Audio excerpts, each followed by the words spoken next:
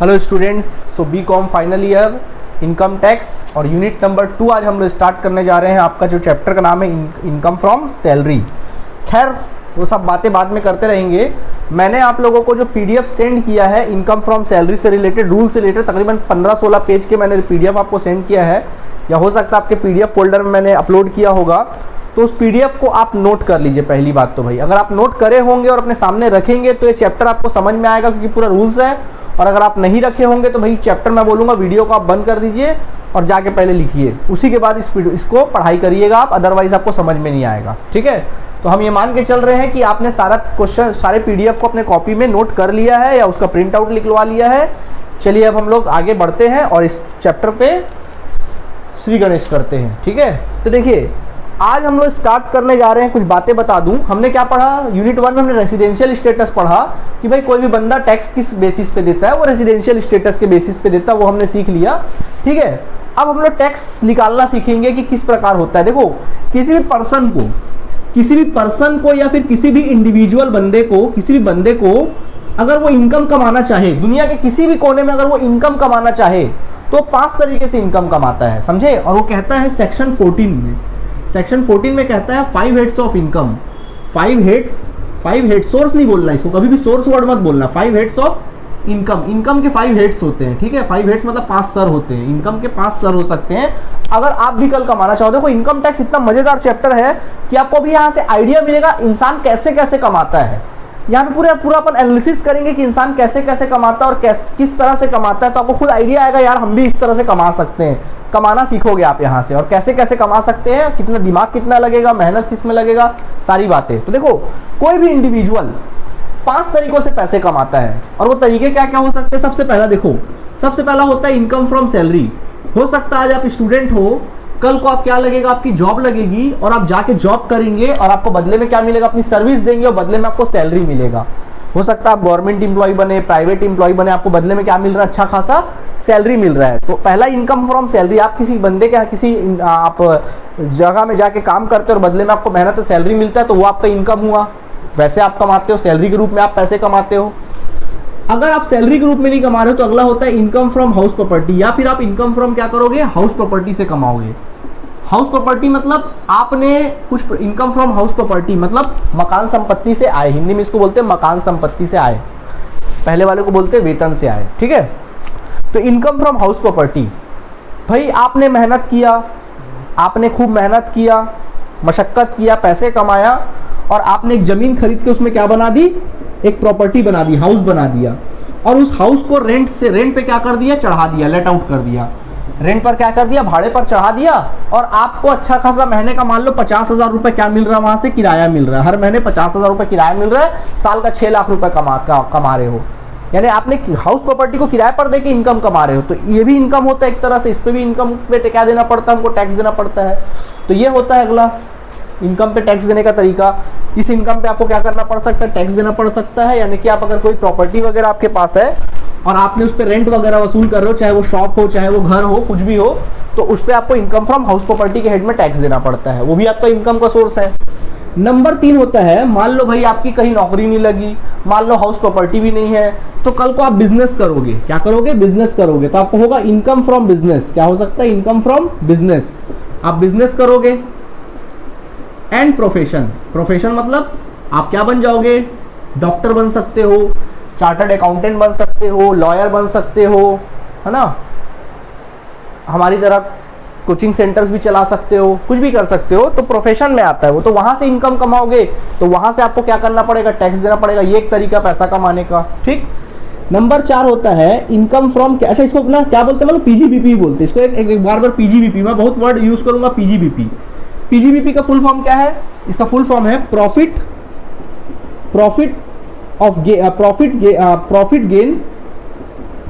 Gain from या of, profit gain of business and profession. ये होता है इसका फुल फॉर्म, प्रोफेशन। ठीक है, ये होता है इसका फुल फॉर्म पीजीबीपी। मैं बार बार बिजनेस एंड प्रोफेशन को पीजीबीपी बोलूंगा, तो आप ध्यान रखिएगा। ठीक है, नंबर 4 होता है इनकम फ्रॉम कैपिटल गेन, और एक होता है अगर यहां से पैसे नहीं कमा रहे तो यहां से जरूर कमाओगे, इनकम फ्रॉम कैपिटल गेन। आपके पास हो सकता है बहुत सारी प्रॉपर्टी हो, जमीन हो, घर हो, मकान हो, आप उसको बेच दे रहे हो और पैसे कमा रहे हो। होता है, आपके पास कोई 1 लाख की जमीन आपने खरीदी और उसको 1.5 लाख में बेच दिया, 50,000 आप इनकम कमा लिए, प्रॉफिट कमा लिए, तो उसको बोलते हैं इनकम फ्रॉम कैपिटल गेन। जमीन है, जायदाद है, ज्वेलरी वगैरह है, सोना है, चांदी है, तो ये कुछ एसेट्स है, मतलब कोई फिक्स्ड एसेट्स या एसेट्स को बेचकर आप पैसे कमा रहे हो, शेयर्स को बेचकर पैसे कमा रहे हो। इनकम फ्रॉम क्या? Capital gain. ये भी लोग पैसे कमाते हैं, ऐसे भी करके लोग क्या करते हैं, पैसे कमाते हैं। और नंबर 5 होता है इनकम फ्रॉम, वो इनकम फ्रॉम अदर सोर्सेज, अन्य स्रोतों से आए, other sources, income from other sources, वो sources, income from other sources, जो इनकम कमाने का साधन जो ऊपर के 4 कैटेगरी में नहीं आता, जो इस ऊपर के 4 कैटेगरी में नहीं आता, वो किस में आएगा? अदर सोर्सेज में। आप चले गए केबीसी चले गए, वहां से कुछ पैसे जीत कर आ गए, आपकी लॉटरी निकल गई, वहां से आप पैसे जीत गए। ओके, आप किसी प्रकार का क्रिकेटर है, क्रिकेट खेल रहे हो, आपको फीस मिल रहा है, तो वहां से आप पैसे कमा लिए। कहीं गए, हमने कुछ मतलब कोई प्राइज वगैरह जीत गए, या कहीं गए हमने कुछ डांस परफॉर्मेंस किया या कोई एक्टिंग की, वहां से अपन को कुछ पैसे क्या हो गए? रिकवर हो गए। तो ये होता है इनकम फ्रॉम क्या? Other sources. क्या होता है? Income from other sources. ठीक है, तो इस प्रकार से कोई भी इंडिविजुअल या पर्सन पैसे क्या कर सकता है? कमा सकता है। 5 हेड्स ऑफ इनकम होते हैं, जो हमने आपको क्या कर दिया? डिटेल कर दिया। ठीक है, अच्छा, पढ़ाई की अगर बात करें तो देखो, ये तो जो चैप्टर है, अपने आप में चैप्टर्स है, पांचों अपने आप में चैप्टर्स है, अलग अलग चैप्टर्स है। तो ये 2 चैप्टर्स जो है वो आपके यूनिट 2 को बिलोंग करते हैं, यानी आपके जो इनकम टैक्स का सिलेबस है ना, वो यूनिट 2 को बिलोंग करते हैं। और ये जो बाकी के बचे हुए 3 चैप्टर्स है, वो आपके यूनिट 3 को बिलोंग करते हैं। बोलोगे सर 4 में क्या है? देखेंगे ना क्या क्या है फिलहाल। तो ये जो चीजें हैं वो यूनिट 2 और यूनिट 3 को क्या करता है? बिलोंग करता है। इस बात को आप याद रखिएगा। ठीक है, चलिए, तो यहां तक अपना काम खत्म हुआ। चलिए मिटा देते हैं हम इसको। अब हम आगे बढ़ जाते हैं। तो आज हम लोग को जो चैप्टर चालू करने वाले, तो 5 हेड्स ऑफ इनकम हमने सीख गए कि सर 5 हेड्स ऑफ इनकम क्या होता है, ये मैंने आपको क्या कर दिया? बतला दिया। ठीक, आगे देखते हैं। ये चीज आपके फॉर्मेट में लिखा भी होगा, जो हमने फॉर्मेट आपको दिया उसमें लिखा भी होगा, आपको नोट करने की आवश्यकता भी नहीं है। ठीक है, चलिए आगे देखें। ओके, तो ये सेक्शन किस में लिखा? 5 हेड्स ऑफ इनकम सेक्शन 14 में लिखा हुआ है। अब सेक्शन 14A क्या कहता है, ये देखो। If any income is exempt from tax, then related expenditure are not deductible। कहता है कि अगर कोई इनकम टैक्स फ्री है, टैक्स एग्जेम्प्ट है, तो उससे रिलेटेड खर्चों का डिडक्शन नहीं मिलेगा, उससे रिलेटेड खर्चों का डिडक्शन नहीं मिलेगा। एग्जांपल देके बता रहा हूँ। मान लो आप बिजनेस करते हो, फॉर एग्जांपल आप कोई बिजनेस करते हो, ठीक है, आप बिजनेस करते हो और आपने कुछ माल बेचा, साल भर में आपने मान लीजिए 10 लाख रुपए का माल बेचा। मान लो आपने कितने रुपए का माल बेचा? 10 लाख का। तो आपकी जेब में कितना रुपए आया? 10 लाख रुपए आया। गवर्नमेंट बोला ला बेटा 10 लाख पे टैक्स दे दे। 10 लाख रुपए पे टैक्स लगा रहा है गवर्नमेंट। हमने बोला भैया 10 लाख तो हमारे पास आया है, लेकिन 10 लाख पाने के लिए हमने बहुत कुछ खोया है, हमने कुछ खरीदा है। हमने ना माल खरीदा था, हमने माल परचेस किया था। मान लीजिए हमने 5 लाख का माल परचेस किया था, हमने उसको बोला कि 5 लाख का माल परचेस किया था। हमने बिजनेस को मैनेज करने के लिए कुछ खर्चे किए थे, एक्सपेंसेस किए थे, मान लो 2 लाख रुपए एक्सपेंसेस किए थे। ठीक, 2 लाख रुपए क्या किए थे? एक्सपेंसेस। इस प्रकार हमने कुल मिला के 7 लाख रुपए खर्च किया था। ये 10 लाख पाने के लिए 7 लाख हमने खर्च किया था, तो हमको प्रॉफिट कितने का हुआ? 3 लाख पे। तो हम बोलेंगे क्या हमको ये छूट मिलेगा? हम बोलेंगे क्या ये हमको छूट मिलेगा? तो गवर्नमेंट बोलेगा हाँ ले लो भाई, ठीक है, आपने 10 लाख पाने के लिए परचेस किया था माल, कुछ खर्चे किए थे बिजनेस को मैनेज करने के लिए, 7 लाख आपने खर्च किया था। हाँ भैया आप बड़े दुखी आदमी हो, चलो भाई आपने 7 लाख रुपए खर्च किया है, तो ठीक है 3 लाख रुपए पे आप क्या कर दो? टैक्स दे दो। मतलब देखो क्या हो रहा है यहाँ पे, 10 लाख रुपए की इनकम है, यानी किसी इनकम पे हमको टैक्स लगना था, और इस इनकम पे हमको कुछ खर्चों का क्या दे रहा है? छूट दे रहा है, जिसको बोलते हैं डिडक्शन। इसको जनरली अपन बोलते हैं डिडक्शन, अभी समझाएंगे इसके बारे में। डिडक्शन बोलते हैं। 7 लाख पे हमको क्या दे दिया? छूट दे दिया। ठीक है, क्या दे दिया? छूट। तो 3 लाख पे क्या हो जाएगा? टैक्सेबल हो जाएगा। 3 लाख पे क्या लग जाएगा? टैक्स लग जाएगा, ये टैक्सेबल हो जाएगा। 3 लाख क्या हो जाएगा? टैक्सेबल। ओके, अब फर्ज करो कि ये जो इनकम है, मान लो जो सेल्स हमारी इनकम है, ये टैक्स फ्री होती। क्या होती? टैक्स फ्री होती। मान लो ये इनकम हमारी क्या होती? टैक्स फ्री हो जाती। मतलब ये इनकम पे हमको टैक्स नहीं लगना है, कोई टैक्स वैक्स देने की जरूरत नहीं है, टैक्स एग्जेम्प्ट है, टैक्स फ्री है। ठीक, तो क्या उसके खर्चे, जो इनकम हमारा टैक्स फ्री है और उस इनकम को कमाने के लिए अगर आपने कोई खर्चा किया है, तो क्या उसका आपको छूट मिलेगा? क्या आपको घटाने दिया जाएगा किसी और इनकम पे? नहीं घटाने दिया जाएगा, इसकी छूट नहीं मिलेगी। वही चीज बोल रहा है। क्या बोल रहा है?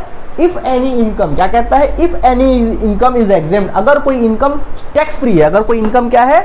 टैक्स फ्री है, और उसके ऊपर अगर कोई खर्च है तो उस खर्चों का आपको डिडक्शन नहीं मिलेगा। Related expenses are not deductible, related expenses are not deductible, ये कहता है। ठीक है, ओके, ठीक, ओके, मिटा देते हैं, आगे बढ़ते हैं।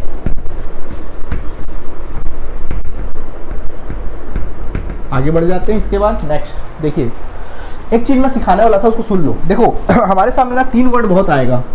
एक होता है टैक्स एग्जेम्प्ट। टैक्स एग्जेम्प्ट मतलब टैक्स फ्री, यानी हिंदी में इसको बोलते हैं कर मुक्त। एक वर्ड होता है नॉट टैक्सेबल। नॉट टैक्सेबल यानी कि कर योग्य नहीं बोल सकते, कर योग्य नहीं, हिंदी में इसको बोलते हैं कर योग्य नहीं। और एक वर्ड आता है डिडक्शन। डिडक्शन का मतलब होता है छूट। क्या होता है डिडक्शन का मतलब? छूट। ठीक है, अब इसका मतलब क्या होता है सुन लो। देखो टैक्स एग्जेम्प्ट का मतलब होता है कि वो इनकम जो टैक्स फ्री है, मतलब हमेशा टैक्स फ्री हो, दुनिया किसी भी कोने में हर जगह वो टैक्स फ्री ही होगा, उसको जोड़ने की जरूरत ही नहीं आपको। भाई जो इनकम टैक्स फ्री है उसको जोड़ने की आपको जरूरत ही नहीं है। ठीक है, नॉट टैक्सेबल का मतलब क्या होता है? अभी तो टैक्सेबल नहीं है, मतलब वो भी टैक्स फ्री की जगह होता है, बट अभी तो टैक्सेबल नहीं है, टैक्स नहीं लग रहा है। हो सकता है आगे चलकर उस पर टैक्स क्या हो लगे, आगे चल के अपन को जोड़ना पड़े, नॉट टैक्सेबल। और डिडक्शन का मतलब क्या होता है? डिडक्शन का मतलब होता है कि अभी तो वो इनकम पे टैक्स लग रहा है, आगे जाके हो सकता है गवर्नमेंट उस पर डिडक्शन दे दे, अभी वो इनकम को जोड़ लो, लेकिन बाद में उस पर अपन को क्या मिल जाएगा? छूट मिल जाएगा। ठीक है, फॉर एग्जाम्पल बताता हूँ, कुछ 5 इनकम है हमारे सामने, कुछ 5 इनकम है। ठीक है, ये 4-5 इनकम है। ठीक है, मान लीजिए 5 इनकम है, 5 इनकम है, कोई भी इनकम है, अलग अलग प्रकार का इनकम है, कोई भी इनकम है, समझ लीजिए पहले कि किसी अलग अलग प्रकार के इनकम्स है।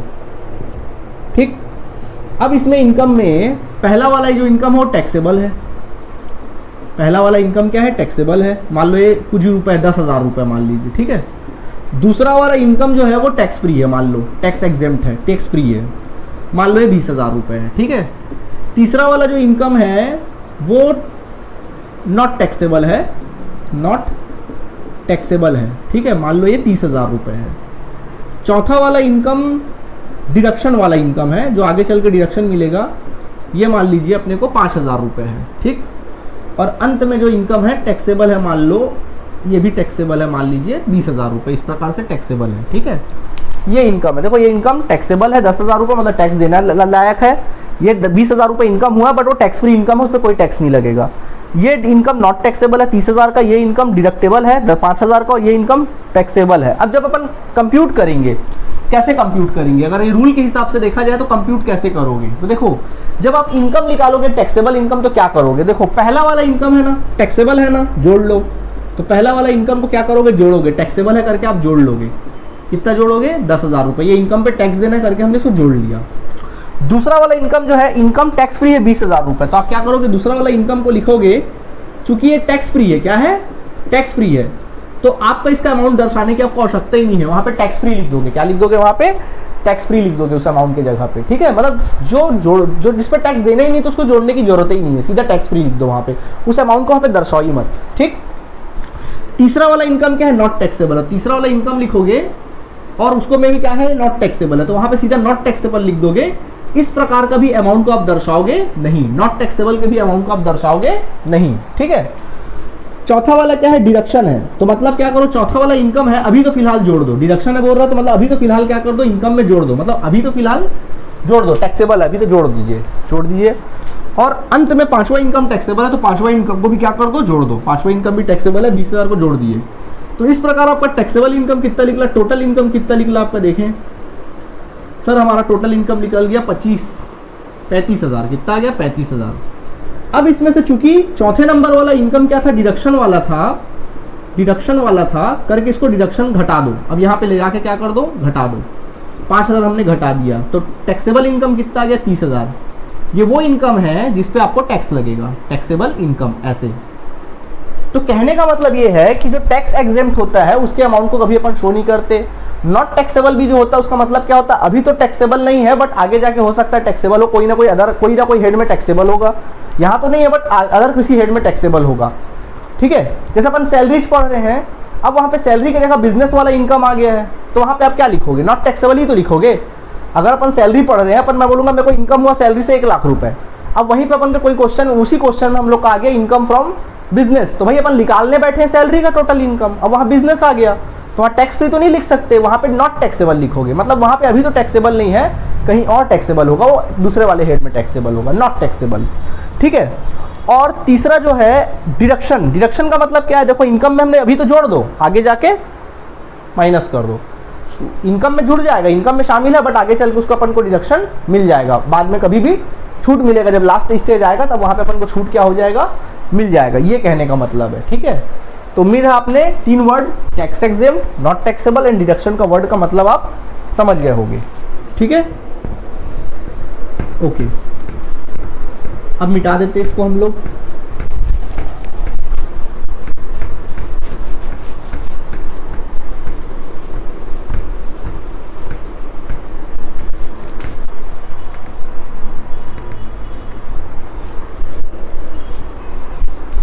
ओके स्टूडेंट्स, अब आगे बढ़ते हैं।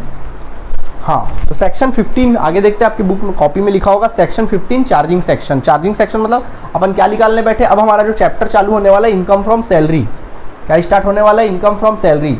तो सैलरी पर टैक्स कैसे लगता है, salary is to be chargeable to due basis और received basis whichever is earlier. देखो सैलरी जो होता है वो दोनों बेसिस पे चार्ज हो सकता है, ड्यू बेसिस पे या रिसीव्ड बेसिस पे। ड्यू बेसिस मतलब क्या होता है, मान लीजिए आप हो, आपकी सैलरी हर महीने 20,000 पर मंथ है, सैलरी आपकी कितनी 20,000 पर मंथ। अच्छा टैक्स साल भर के हिसाब से लगता है, तो सैलरी भी कितना लेंगे अपन, साल भर का ही लेंगे, ठीक है। तो मान लीजिए आपका हर महीने सैलरी कितना मिलता है, 20,000 आपको सैलरी मिलता है, ठीक है। तो 12 महीने का सैलरी आपको कितना होगा, 2,40,000। आप समझ जाओगे भाई मेरा 12 महीने का सैलरी कितना होगा, 2,40,000। इसको बोलते हैं ड्यू, क्या बोलते हैं इसको, ड्यू। मतलब आपको पता है कि भाई मैं हर महीने 20,000 कमाता हूं, तो साल भर का मेरा सैलरी जो होगा 2,40,000 होगा। बट आपको मिल गया 20,000 के जगह 20,000 पर मंथ है, बट आपने जब रिसीव करने की बारी आई तो हो सकता है आपको साल भर का 2,60,000 रुपए मिल गया, रिसीव्ड कर लिया आपने 60,000, साल भर में मिला कितना, 2,60,000। 20,000 एक्स्ट्रा है, यानी 20,000 आपने एडवांस में ले लिया होगा, है ना। तो जब बेसिक सैलरी पे टैक्स लगाएंगे, जब अपन सैलरी पे टैक्स लगाएंगे तो ये ड्यू बेसिस पे भी लग सकता है या फिर रिसीव्ड बेसिस पे, जो पहले हो जाए, जो 31 मार्च 2020 तक जो पहले हो जाए। रिसीव्ड अगर पहले हो गया होगा 2,60,000 तो आप 2,60,000 को टैक्सेबल मान के काम करेंगे, उस पर टैक्स लगाएंगे, टोटल करेंगे। या अगर उस समय तक 2,60,000 रिसीव नहीं हुआ है, 2,40,000 ड्यू हो गया 31 मार्च तक, तो फिर आप 31 मार्च तक लेके बनाएंगे, ठीक है। ओके, तो दोनों तरफ से बनेगा, विच एवर इज अर्लियर, मतलब जो पहले हो जाए, जो पहले हो जाए, ठीक है। ज्यादा इसमें टेंशन मतलब उतना ज्यादा कुछ खास रहता नहीं है, वो अपन बनाते बनाते अपन सीख जाएंगे, ठीक। चलिए आगे बढ़ते हैं, इसके बाद आगे बढ़ जाते हैं। इसके बाद क्या लिखा देखें, ओके ठीक है। डिडक्शन के बारे में बोला है, इसको बाद में बताएंगे, अभी छोड़ो इसको, डिडक्शन को छोड़ो, अभी समझ में नहीं आएगा। सेक्शन 16 डिडक्शन छोड़ दीजिए। डेफिनेशन, सैलरी की डेफिनेशन के बारे में देखते हैं, सैलरी क्या होता है, परक्विजिट्स क्या होते हैं, सारी बातें देखते हैं। चलिए अब हम आपको सिखाते हैं डेफिनेशन, कि सैलरी का डेफिनेशन क्या होता है, ये सीख लीजिए। पहली बात तो देखिए सैलरी का मतलब क्या होता है, पहले ये अच्छे से समझ लीजिए। देखिए क्या होता है सैलरी में ना, एक होता है एम्प्लॉयर, एक होता है एम्प्लॉयर। एम्प्लॉयर का मतलब होता है नियोक्ता, मतलब मालिक, जो हमको काम देता है, जो एक एम्प्लॉय को क्या देता है, काम देता है, ठीक है। और एक होता है कौन, एम्प्लॉई। एम्प्लॉई होता है यानी कर्मचारी, एक होता है एम्प्लॉई कर्मचारी, कर्मचारी, ठीक, जो कि काम करता है, ठीक है, जो उसके अंडर में काम करता है। यार एक है एम्प्लॉयर, दूसरा एम्प्लॉई। यार हम क्या निकालने बैठे, इनकम फ्रॉम सैलरी, मतलब किसके टैक्सेबल इनकम, किसके लिए अपन टैक्सेबल इनकम निकालने बैठे हैं, किसका टैक्सेबल इनकम निकालने बैठे हैं, एम्प्लॉई का, सैलरी से, ठीक है। तो क्या होता है देखें, होता क्या है, और इनके बीच में एक एम्प्लॉयर होता है और एक एम्प्लॉय होता है, और इनके बीच में होता है टर्म्स ऑफ एम्प्लॉयमेंट। क्या होता है, terms of employment, terms of employment, ठीक है। टर्म्स ऑफ क्या होता है, एक एम्प्लॉयमेंट होता है, यानी सेवा की शर्तें, हिंदी में बोलते हैं सेवा की शर्तें। यार देखो कल क्या आप कल को मान लीजिए आप कहीं पर एम्प्लॉय बनते हैं, तो क्या आप कैसे एम्प्लॉय बनना पसंद करेंगे, मतलब 2 महीना किसी और एम्प्लॉयर के यहाँ काम कर रहे हो, 3 महीना किसी और एम्प्लॉयर के अंडर में काम कर रहे हो, 4 महीना कहीं और काम कर रहे हो, ऐसे एम्प्लॉय बनना पसंद करोगे, या पूरी जीवन जो है एक एम्प्लॉयर के अंडर में काम करना चाहोगे। कॉमन सी बात है कि आप चाहोगे कि भाई मैं किसी एक पर्टिकुलर जगह में काम में लग जाऊं, जीवन भर मैं उसी जगह पे काम पे करूं, अच्छा खासा सैलरी कमाऊं। मतलब ये होता है कि एक एम्प्लॉय जो है अपनी पूरी जिंदगी किसको दे देता है, एम्प्लॉयर को।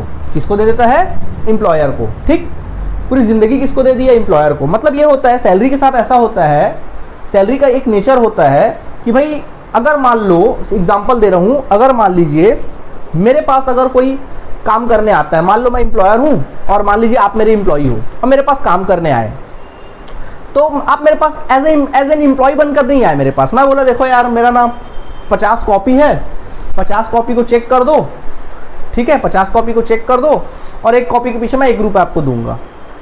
तो 50 कॉपी चेक करोगे तो 50 रुपये मैं आपको दूंगा, ये मैंने आपके साथ डील किया। तो अब क्या होगा, 50 कॉपी दूंगा तो 50 रुपये बनेगा, 100 कॉपी दूंगा तो 100 रुपये आपका बनेगा। जिस दिन कॉपी नहीं दूंगा उस दिन आपको पैसा नहीं दूंगा, ठीक। लेकिन उसी जगह अगर आप मेरे पास एज एन एम्प्लॉय बनकर आते मेरे पास और मेरे पास काम करने आते, बाकायदा मैं आपको सैलरी देता, मैं बोलता देखो भाई आपका कॉपी चेक करने का काम है, यानी मैंने आपके साथ क्या कर लिया, टर्म्स ऑफ एम्प्लॉयमेंट, कि आपको किस काम के लिए रखा गया। पहली बात तो कि भाई आपका काम है कॉपी चेक करने का है, और आपका सैलरी जो होगा, मान लो मैं बोलूंगा मैं तुमको हर महीने 2000 रुपये दूंगा, हर महीने 2000 दूंगा, आप मेरे एम्प्लॉय हो, हमारे बीच बाकायदा टर्म्स ऑफ एम्प्लॉयमेंट है कि मैं आपको कितना रुपये दूंगा, 2000 रुपये क्या करूंगा आपको मैं दूंगा 2000 रुपये हर महीने। अब क्या होगा, चाहे मैं आपसे 50 कॉपी पर चेक कराऊं तब भी 2000 हर महीना दूंगा, 100 कॉपी चेक कराऊं तब भी 2000 दूंगा, कोई कॉपी चेक ना कराऊं तब भी मैं आपको कितना दूंगा, 2000 ही दूंगा। मतलब ये है कि भाई जो आप काम करोगे मतलब सैलरी के साथ ऐसा होता है, पहली बात तो है कि सैलरी के साथ ये होता है कि जो आदमी मतलब सैलरी के साथ ये होता है कि एक एम्प्लॉय अगर किसी एम्प्लॉयर के अंडर में वर्क करता है, एक एम्प्लॉयर के अंडर में कोई एम्प्लॉय वर्क करता है, तो काम चाहे ज्यादा हो तब भी उसको उतनी सैलरी मिलनी है, काम चाहे कम हो, वर्कलोड चाहे कम हो तब भी उसको सैलरी क्या होनी है, उतनी मिल रही है। ये इसके साथ होता है, पहली बात। दूसरी बात, एक एम्प्लॉय अपने एम्प्लॉयर को पूरा जिंदगी दे देता है, जो एम्प्लॉयर बोलेगा वो करना पड़ेगा, ठीक है, जो एम्प्लॉयर बोलेगा क्या करना पड़ेगा, करना पड़ेगा, जो एम्प्लॉयर बोलेगा एम्प्लॉय को क्या करना पड़ेगा, करना पड़ेगा। इसका मतलब ये तो नहीं यार कि जो बोल रहा है वो कर रहे हैं। अब मान लो ये एम्प्लॉय जो है यहाँ पर, ये एम्प्लॉय यहाँ पर रिक्रूट हुआ है, मान लो क्लर्क के काम के लिए, क्लर्क के काम के लिए रिक्रूट हुआ है। अब एम्प्लॉयर जो है बोल रहा है जा मेरे बच्चे को घर स्कूल से ले आ, मेरे घर का बर्तन मांज दे, मेरे घर का काम काज कर दे, मतलब उसको छोड़ ही नहीं रहा है, मतलब क्लर्क का काम करा रहा है, साथ में प्यून का भी काम करा रहा है, घर में कुक का भी काम करा रहा है, गार्डनर का भी काम करा रहा है, वॉचमैन का भी काम करा रहा है। ऐसा होता है क्या भाई? जब आप काम करने जाओगे तो आपका क्या होगा, एक टर्म्स ऑफ एम्प्लॉयमेंट होगा कि किस काम के लिए आपने आए हो। तो ये होता है टर्म्स ऑफ एम्प्लॉयमेंट कि किस काम के लिए आप वहां पे आए हो वही काम करोगे, हर काम नहीं करोगे, जिस काम के लिए आए आप वही काम करोगे। इसको बोलते हैं टर्म्स ऑफ एम्प्लॉयमेंट, बाकायदा लिखित में होता है। जब भी आप कहीं कल को जॉब करने जाओगे तो आपके और आपके एम्प्लॉयर के बीच टर्म्स ऑफ एम्प्लॉयमेंट होगा, और ये बहुत जरूरी है, ये होना बहुत जरूरी है, तभी इनके बीच में एम्प्लॉयर और एम्प्लॉय वाला रिलेशनशिप होगा, तभी इनकम फ्रॉम सैलरी कहलाएगा, अदरवाइज इनकम फ्रॉम सैलरी नहीं कहलाएगा। ये होना बहुत जरूरी है, ठीक है। ओके, आगे बढ़ते हैं। तो एम्प्लॉय क्या करता है, एक एम्प्लॉयर को अपनी सर्विस देता है, क्या देता है, एक एम्प्लॉयर को अपनी सर्विस देता है, ठीक। और इस सर्विस के बदले में एम्प्लॉयर उसको क्या देता है, बदले में सैलरी देता है, जो पैसा देता है कुछ, उसको अपन क्या कहते हैं, हर महीने साल भर का जो भी सैलरी देता है उसको अपन क्या कहते हैं, सैलरी कहते हैं। समझ में आया? तो अब सैलरी में क्या क्या शामिल है, सबसे पहला होता है सैलरी में शामिल क्या क्या होता है। सबसे पहला होता है बेसिक सैलरी। क्या होता है, बेसिक सैलरी। देखो एक बेसिक सैलरी होता है जो टर्म्स ऑफ एम्प्लॉयमेंट के अंडर में आता है। बेसिक सैलरी होता है जो किसमें होता है, टर्म्स ऑफ एम्प्लॉयमेंट। जब भी मैं सैलरी बोलूं तो आपके दिमाग में चीजें आनी चाहिए जो मैं भी बताने वाला हूं। बेसिक सैलरी, सबसे पहला क्या होता है, बेसिक सैलरी। मतलब जो बेसिक सैलरी, मतलब आपको इतना बेसिक तो मिलेगा, इसमें एम्प्लॉयर जो है अपनी बात से पलट नहीं सकता। ये बेसिक सैलरी आपको इतना मिलेगा, मान लो 20,000 पर मंथ आपको बेसिक सैलरी है, तो उतना मिलेगा आपको, एम्प्लॉयर अपनी बात में पलट नहीं सकता। अगर पलटेगा तो उसको जेल हो जाएगा, आप केस कर दोगे अपने एम्प्लॉयर के ऊपर कि हमको सैलरी कम दे रहा है, क्योंकि भाई हमारा डील हुआ था 20,000 पर मंथ और ये हमको हो सकता है 18,000 पर मंथ दे रहा है, आप उसके ऊपर केस कर दोगे, वो पलट नहीं सकता अपनी बात पर, उसको कुछ भी हो जाए उसको उतना देना ही पड़ेगा। बेसिक सैलरी आई बात समझ में, क्योंकि वो टर्म्स ऑफ एम्प्लॉयमेंट में है बेसिक सैलरी, ठीक। प्लस होता है अलावेंसेस। क्या होता है, अलावेंसेस मतलब भत्ता, अलावेंसेस यानी एक तरह से कैश बेनिफिट्स। क्या बोलते हैं इसको, कैश बेनिफिट। देखिए क्या होता है, एक एम्प्लॉयर जब एम्प्लॉय को कुछ सुविधाएं नहीं दे पाता है तो उसको बदले में क्या दे देता है, कुछ कैश दे देता है। क्या दे देता है, कुछ कैश दे देता है, उसको बोलते हैं अलावेंसेस। मतलब बेसिक सैलरी के अलावा कुछ अलग से उसको कुछ बेनिफिट्स दे देता है, कुछ कैश दे देता है, उसको अपन क्या बोलते हैं, अलावेंसेस। देखो यार क्या होता है, एक एम्प्लॉय जो है पूरा लाइफ अपने एम्प्लॉयर को दे देता है, यानी पूरा लाइफ देखो, मतलब पूरा जीवन। आज अगर आप 25 साल के और कहीं जॉब लगते हो, रेलवे वगैरह में आपका जॉब लगता है, 25 साल के हो, गवर्नमेंट जॉब वगैरह लगता है 25 साल की उम्र में, तो देखो आप 25 साल से लेकर 60 ईयर्स तक, यानी पूरा 35 साल, मतलब अपना पूरा जीवन, मतलब मेन जो जीवन है आप पूरा, आधा क्या बोल के पूरा जीवन 75% जो जीवन है वो आप क्या करते हो, अपने एम्प्लॉयर के हैंड ओवर कर दिए, आपने पूरा अपने एम्प्लॉयर को दे दिया अपना जीवन। तो आपके जीवन में उतार चढ़ाव तो आएगा ही, कभी इंसान खुशी का दिन आता है तो कभी दुख के भी दिन आते हैं, हर पल तो भाई देखो, अगर एम्प्लॉई अगर खुश है तो अच्छा काम करेगा, मेहनत करेगा, और उसका फायदा किसको मिलेगा? एम्प्लॉयर को मिलेगा। और एम्प्लॉई अगर कहीं ना कहीं मेंटली परेशान है, मेंटली वो दुखी है, तो क्या वो काम ठीक से कर पाएगा? तो उसका असर फिर किस में पड़ेगा? एम्प्लॉयर के ही काम में पड़ेगा, उसका प्रॉफिट कम हो जाएगा। तो एक एम्प्लॉयर एम्प्लॉय को पूरा देखता है कि भाई मेरे एम्प्लॉय को मेंटली किसी प्रकार का प्रॉब्लम ना हो, कोई दुखी ना हो। ऐसा नहीं करता कि भाई मैं सैलरी दे रहा हूँ, ले तू काम कर, बाकी तू जान, ऐसा नहीं। बल्कि उसको बिल्कुल ध्यान रखता है कि भाई देख तू कहीं दुखी तो नहीं है। पूछेगा भाई तेरे घर में कोई तबीयत खराब है क्या? बोलेगा हाँ भैया मैं तेरे घर में तबीयत खराब है। तो बोलेगा अच्छा ठीक है, अब हॉस्पिटल तो नहीं खुलवा सकता इसके लिए, तो बोलेगा ठीक है यार मैं इलाज भी नहीं करा सकता, ठीक है एक काम कर, ये ले तू हर महीने मेरे से कुछ पैसे रख ले, अलावेंसेज रख ले, हर महीने मेरे से मेडिकल अलावेंस रख ले, ठीक, अब इलाज करा लेना। ये कुछ कैश बेनिफिट दे देता है उसको। रहने को घर नहीं है तो रेंट अलावेंस दे देता है, कुछ उसको कैश बेनिफिट दे देता है ताकि उसका कुछ बोझ जो है वो क्या हो जाए, हल्का हो जाए। ये अलावेंसेज है। ये जनरली टर्म्स ऑफ एम्प्लॉयमेंट में कुछ अलावेंसेज आते हैं, बढ़ेंगे भी अलावेंसेज के बारे में, कुछ नहीं आते हैं वो देखेंगे अपन लोग। ये एक अलग से अपने तरफ से एम्प्लॉयर क्या करता है, देता, हो सकता कभी बंद भी कर दे, कोई भरोसा नहीं उसका, ठीक है, दे रहा है बस, जब तक दे रहा तब तक दे रहा है। अगला होता है परक्विसिट्स। परक्विसिट्स का मतलब होता है फैसिलिटीज, यानी कि सुविधाएं, फैसिलिटी यानी कि अनुलाभ, हिंदी में इसको बोलते हैं अनुलाभ, यानी कि सुविधाएं। भाई देखो कुछ देखो बेसिक सैलरी दे रहा है, कैश बेनिफिट भी दे रहा है, कुछ क्या करता है उसको सुविधा भी देता है। अगर उसके पास घर नहीं है तो क्या करता है, बोलता है ठीक है जाओ फलाने मेरा घर है, जाओ रहो। जैसे रेलवे क्या करता है अपने एम्प्लॉय लोग को रखने के लिए, उनके पास घर नहीं है तो सीधा उनको घर बना के दे दिया, क्वार्टर बना के दे दिया, जाओ वहाँ पे रहो, घर दे दिया। पढ़ने के लिए बच्चों के लिए स्कूल रख दिया, जाओ आप स्कूल पढ़ो। मतलब सैलरी के अलावा वो फैसिलिटीज भी दे रहा है, सुविधाएं भी दे रहा है, उसको बोलते हैं परक्विसिट्स। क्या कहते हैं? परक्विसिट्स। तो वो भी सैलरी में क्या होते आते हैं, उसको भी सैलरी में जोड़ा जाता है, वो भी कुछ टैक्सेबल होते हैं, उसमें भी टैक्स लगता है, ठीक है, तो उसकी वैल्यू को जोड़ा जाता है जितनी की सुविधा दी गई है। एंड प्लस होता है profit in lieu of salary. Profit in lieu of salary यानी कि वेतन के स्थान पर लाभ। क्या बोलेंगे? वेतन के स्थान पर लाभ। वेतन के स्थान पर क्या कहेंगे? इसको लाभ कहेंगे। Profit in lieu of salary मतलब वेतन के स्थान पर लाभ, ये होता है। वेतन के स्थान पर क्या? लाभ, ठीक। Profit in lieu of salary मतलब वेतन के जगह, मतलब सैलरी के अलावा आपने कुछ उनको कुछ पैसे दे दिए तो वो क्या होता है? Profit in lieu of salary.